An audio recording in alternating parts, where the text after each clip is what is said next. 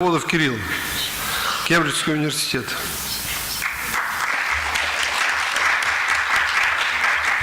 На английском языке приготовьтесь слушать.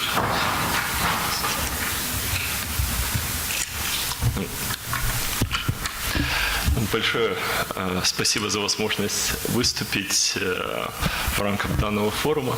И это будет, пожалуй, последняя фраза, которую я скажу на русском языке. Все остальное будет на английском. Okay, so the paper that I'm going to present today is about bubbles. Bubbles in open economies. This is a joint work with Henry Buchsteiner, who is also at Cambridge University, and we kind of complement each other. I do the theory, he does the empirics, and in the end of the day we have lots of fun. So, можно следующий слайд. Okay, so what are bubbles? I mean, there's lots of talk about bubbles nowadays because we just had a recent bubble burst all over the world in real estate markets. But generally, as economists, we define bubbles as situations where prices exceed fundamentals. What does it mean? It means essentially that resources are misallocated in the economy. And as economists, we do not really like those situations. Why? Because that means that some productive activity does not receive enough money. What we also know about bubbles, and in particular in relation to the most recent crisis, is that they are built on leverage. So very often we need credit to support, to firstly inside, to support and sustain the bubble. And finally, and probably the worst thing that we know about bubbles is that when they burst, and if they were built on leverage, when they burst, they result in a massive downturn in real economic activity. Yeah? And again, as economists, we primarily are concerned with real economic activity, so we wouldn't really care about financial assets that much unless they impacted real economy, and that is the gravest danger of a bubble burst. So, следующий слайд. So what are the problems?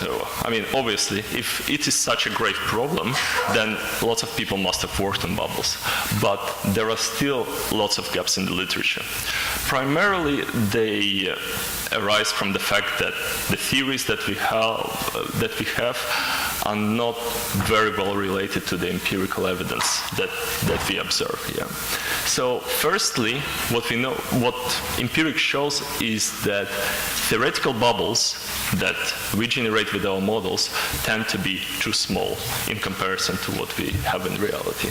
Second of all, and this is perhaps the most surprising fact of all, that other countries in all bubble models to date do not consider other countries of the world. And this is, I mean, in relation to the most recent crisis, this perhaps the starkest of all assumptions, because bubbles spill over from one country to another. In fact, there were many examples of bubbles over the last decade that were funded from abroad. Just look at any small economy like Iceland. The bubble was funded by the UK depositors. New Zealand was funded from Japan. Any small European countries, all of them were funded from abroad. So failure to consider the open economy context in bubbles models is probably a bit of an issue that has to be dealt with. And secondly, there is another problem, is no matter how good a theoretical model is devised, usually it defines a bubble by reference to a fundamental value. Now, this is the worst thing. Why? Why? Because I have no clue how to define fundamental value. Why? Because I don't have enough information about all the parameters that have to go into the model. And furthermore, not only I don't have information about all the parameters, but I'm also not sure whether my model is correct, right? So as a result, we have model-dependent definition of a bubble. And if you try to take it to the data, I mean, ultimately you will not know whether you're testing the model, you're testing the bubble, or you're not testing anything at all. So, следующий. All right. Okay. So, what we do in this paper is we try to deal with some of those issues. Firstly, we develop a generalized reshifting bubble model in the spirit of Allen and Gale. So we take it to continuous time, we take it to continuum of agents, various interest rate, various leverage ratios. Secondly, what we do is we look at the open economy context. This is the most important contribution of the paper, is that we consider other countries. What it means that we are able to generate larger bubbles, we are able to generate bubbles that spill over from one country to the other. And finally, from the theoretical perspective, we consider various agent types. Why? Because in reality, not everybody is alike, right? I mean, we have some agents who are fundamentalists, who look at the present value of future cash flows, but there are also speculators who do not care about cash flows. They are more concerned about growth potential of an asset, and that can be a speculative component of their investment strategy. Furthermore, we consider value investors, so guys like Warren Buffett in particular, right? So these are the guys who require a certain margin of safety before they take on their positions. So the other aspect of the work is taking the model to the data. And what is important is that in our model, we do not define bubble by reference to a fundamental.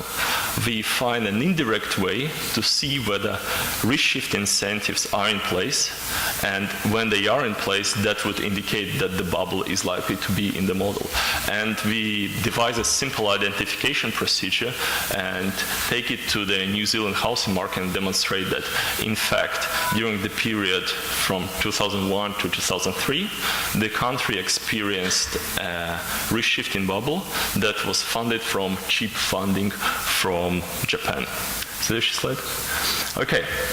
So let me briefly sketch out the theory that is used in the model. So we devise a model that is comprised of risk-neutral agents. They have some initial endowment and they have access to credit. And the credit is a simple non-recourse loan whereby interest rate is set above the risk-free rate. Risk-free rate works as an equalizer in the economy and set at the marginal product of capital and of the aggregate production function. These agents in our world, they have a menu of investment strategies. They can either invest in safe assets at home or abroad, or they can invest in risky assets, also at home and abroad. So all the risky assets will be subject to stochastic drivers of demand. As a result, there will be uncertainty, right? And that uncertainty, as we will see, will influence their decision making. So what we do next, once we define the agents, we derive the pricing function for each agent type. As I said, we consider fundamentalists, speculators, and value investors. And then we note a very important thing.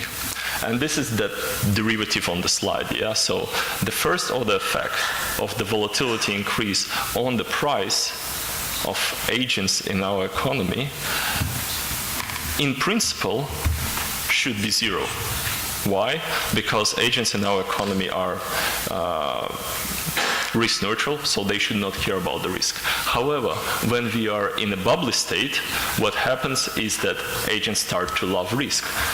In other words, which is not consistent, right? I mean, if they love risk, then it must be the case that the economy in a bubble state. We can prove it formally as well, but intuition should be clear. So next slide. So this is a very simple output of the model, right? Which suggests that there are essentially three regions for any state of the world, whereby at low gearing ratios or at low leverage ratios, we don't have bubbles in any of the countries. Then as leverage goes up, and if it is mispriced, then a bubble arises at home.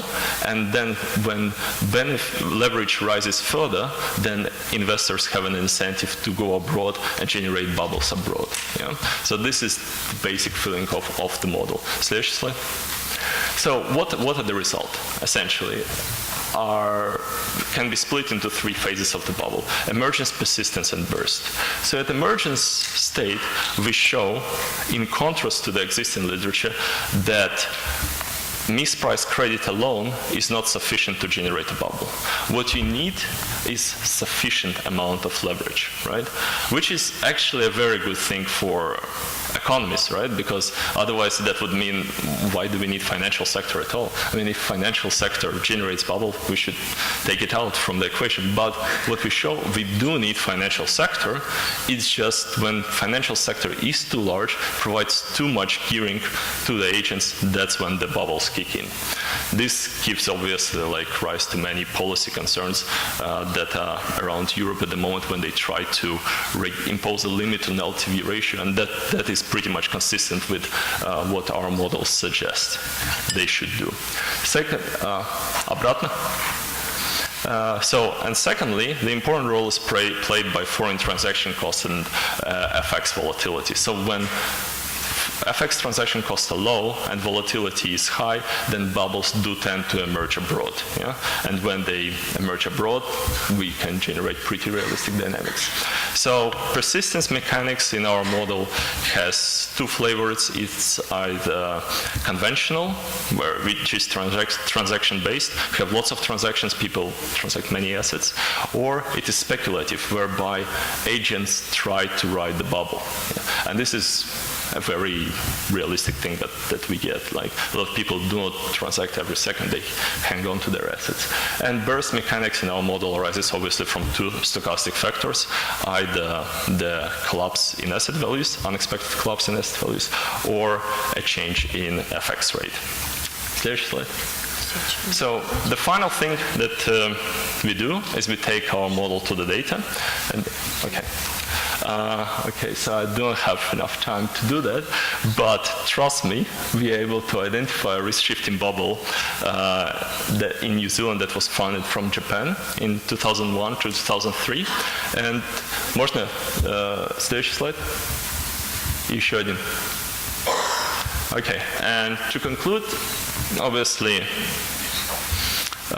the main contributions of the paper are that we look at the open economy setting. Leverage is not necessarily a bad thing, it's just too much leverage is a bad thing, and that is what happened in the run-up to the most recent crisis. And finally, the important theoretical contribution is that bubbles may be hidden in net capital account figures. So it's important to look at gross assets and liabilities rather than net figures, because what we can generate is our bubbles with net zero figures, but that are very huge nevertheless. And finally, our approach provides a straightforward way to identify a risk-shifting bubble in the economy, open economy or closed economy, but we use the example of New Zealand-Japan country pair and show that New Zealand housing bubble was in fact funded from cheap Japanese funding. Thank you very much for your attention. Thanks.